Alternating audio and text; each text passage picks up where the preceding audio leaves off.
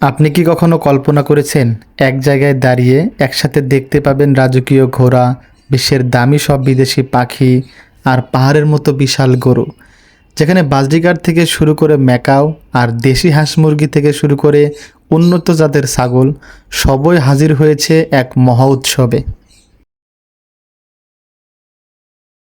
দেখুন না এই ম্যাকাওগুলোকে, মানুষের সাথে কি সুন্দর বন্ধুত্ব করেছে। মানুষ এবং পাখির সাথে এই বন্ধুত্ব সত্যিই খুব দারুণ। আজকে আমি কথা বলছি জাতীয় প্রাণী সম্পদ প্রদর্শনী ২০২৫ নিয়ে। যদিও ভিডিওর ফুটেজগুলো অনেক আগের তোলা, ভিডিওটা করব বলে করা হচ্ছিল না। আজ আমি আপনাদের নিয়ে যাব এমন এক দুনিয়ায় যেখানে প্রাণীদের বৈচিত্র্য আপনাকে মুগ্ধ করবেই। কেন সরকার এই বিশাল আয়োজন করে? এই প্রাণী সপ্তাহের মূল উদ্দেশ্যই বা কী? আর কেনই বা এটি আমাদের দেশের অর্থনীতির জন্য এতটা গুরুত্বপূর্ণ? আজকের ভিডিওতে আমি শুধু প্রাণী দেখাবো না, জানাবো আমাদের প্রাণী সম্পদ খাতের অবিশ্বাস্য সব গল্প। চলুন শুরু করা যাক। জাতীয় প্রাণী সপ্তাহ এবং প্রদর্শনী করার পেছনে রয়েছে কিছু সুনির্দিষ্ট এবং সুদূর প্রসারী লক্ষ্য। অনেকে মনে করেন এটি শুধু দেখার জন্য মেলা, কিন্তু এর গভীরতা অনেক বেশি। খামারিদের উৎসাহ প্রদান। প্রান্তিক পর্যায়ের খামারিরা যখন তাদের সবচেয়ে সেরা প্রাণীটি এখানে প্রদর্শন করেন এবং পুরস্কৃত হন, তখন তাদের কাজের প্রতি আগ্রহ কয়েকগুণ বেড়ে যায়। দেখুন এই গরুটিকে, এই গরুটিও এবারের প্রদর্শনীতে এসেছিল। এই গরুটিকে দেখে মনে হচ্ছে গরু এবং হরিণের একটা মিশ্রণ তার শরীরে লেপ্টে গেছে।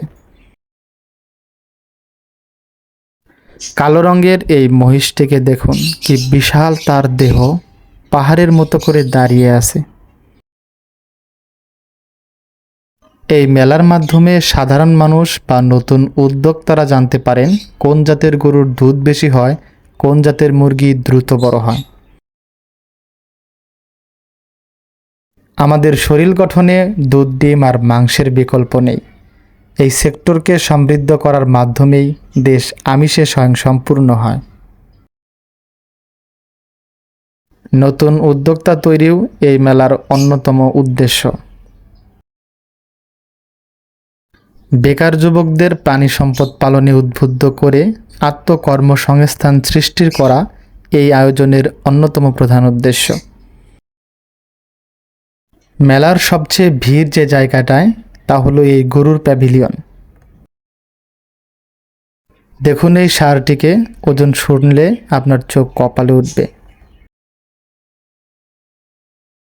এখানে শুধু দেশি গরু নয়, ছিল বিশালাকার বিদেশি সব ব্রিড। এই গরুগুলো থেকে আমরা বছরে কয়েক কোটি লিটার দুধ পাচ্ছি।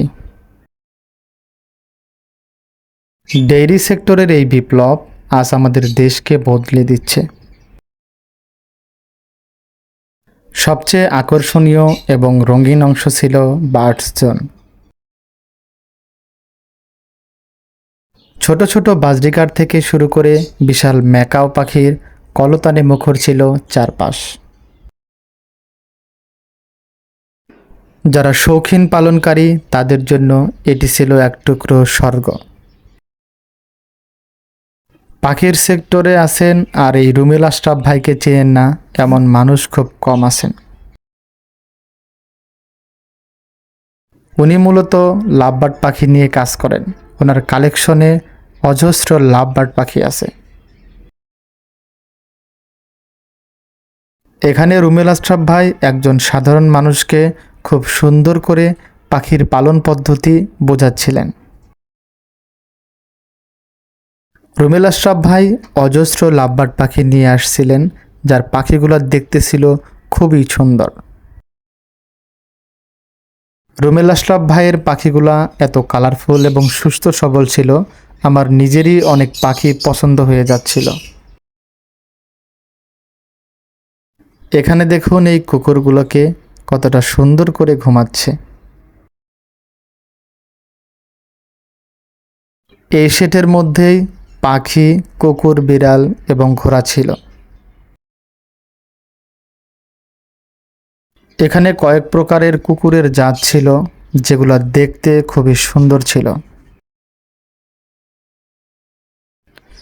আর কুকুরগুলো এত সুন্দর করে ঘুমাচ্ছিল, ওদের ঘুম দেখে আমার নিজেরই ঘুম পাচ্ছিল। লাভবার্ডের মতো দেখতে এই পাখিগুলোর নাম ফরপাস পাখি।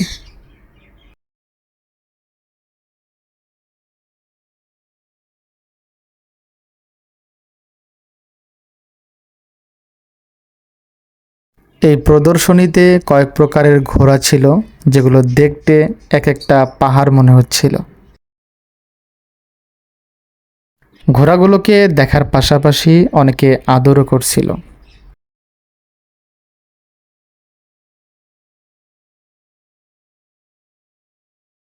আর এখানে দেখুন এই কুকুরটিকে তার মালিক এতই পছন্দ করে, গলায় স্বর্ণের চেন পরিয়ে রেখেছে। মেলায় যতগুলো কুকুর এসেছিল, সবচেয়ে কিউট কুকুর ছিল এই কুকুরটা।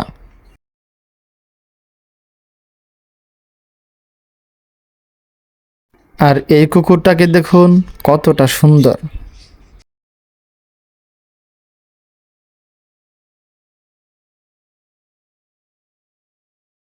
এই ছোট্ট কুকুর ছানাটিকে দেখে মনে হচ্ছিল একটা সিংহ শাবক ভুলে মেলায় চলে এসেছে।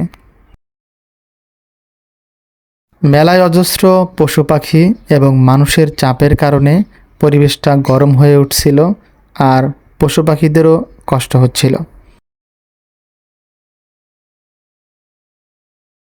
এগুলো ছিল মেলার ছোট্ট সদস্য, ফিন্স প্রজাতির পাখি।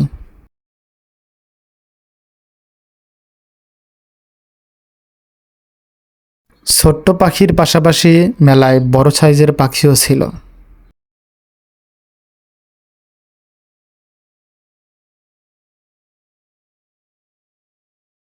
পরিমাণে অল্প হলেও এই মেলায় খরগোশেরও দেখা মিলেছে।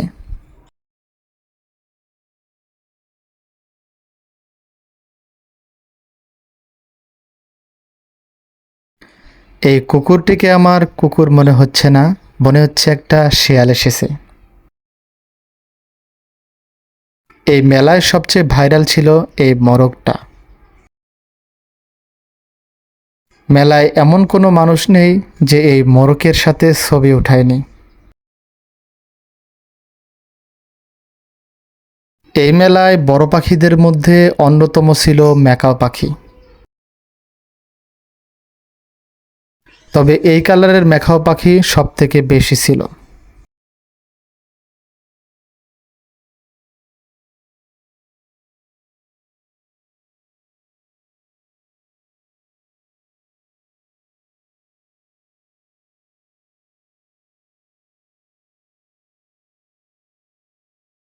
এত মানুষ আর ক্যামেরার ভিড়েও এই সাদা কাকাতুয়ার প্রেম জমে উঠেছিল।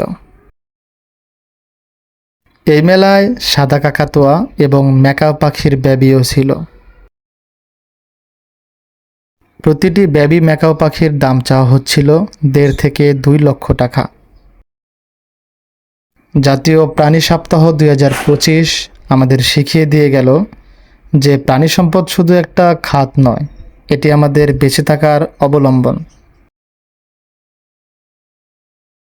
এই সেক্টরে বিনিয়োগ মানেই হলো সুস্থ সবল আগামী প্রজন্ম। আপনি যদি খামারি হতে চান কিংবা শখের বশে কিছু পালন করতে চান, তবে এ ধরনের প্রদর্শনী আপনার জন্য শ্রেষ্ঠ পাঠশালা। ২০২৫-এর এই স্মৃতিগুলো আমার ক্যামেরাবন্দি ছিল, আজ তা আপনাদের সামনে তুলে ধরলাম। আপনার কোন প্রাণীটি সবচেয়ে বেশি ভালো লেগেছে তা কমেন্টে জানাতে ভুলবেন না। দেখা হচ্ছে পশু পাখি সম্পর্কিত পরবর্তী কোনো ভিডিওতে। সে পর্যন্ত সুস্থ থাকুন। আসসালামু আলাইকুম রহমতুল্লাহ।